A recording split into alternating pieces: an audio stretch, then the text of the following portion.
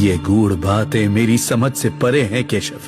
मैं तो अब भी इस युद्ध में अपने कुल और संबंधों के आगे कुछ नहीं देख पा रहा हूँ। તમને એવું લાગે છે કે ભગવદ્ ગીતા વાંચવાથી તમારા પ્રોબ્લેમ્સ ડાયરેક્ટલી સોલ્વ થઈ જશે? તો પ્લીઝ ભગવદ્ ગીતા નહીં વાંચતા, કારણ કે ભગવદ્ ગીતા વાંચવાથી કોઈ પ્રોબ્લેમ સોલ્વ નહીં થાય.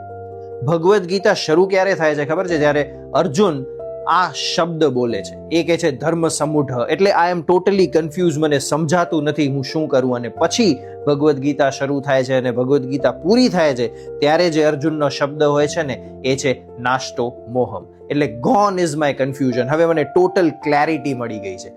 તો ભગવદ્ ગીતાજી છે ને એ આ જ કરે છે, એ તમારા પ્રોબ્લેમ્સને ઓછા નથી કરતો, પણ પ્રોબ્લેમ્સને સોલ્વ કરવા માટે જે ક્લેરિટી જોઈએ છીએ ને એ આપે છે, અને જે સ્ટ્રેન્થ જોઈએ છીએ એ આપે છે. અને જો જીવનમાં ક્લેરિટી હશે અને શક્તિ હશે ને તો કોઈ પણ પ્રોબ્લેમ્સ હશે ને એ તમે આસાનીથી પાર કરી જશો.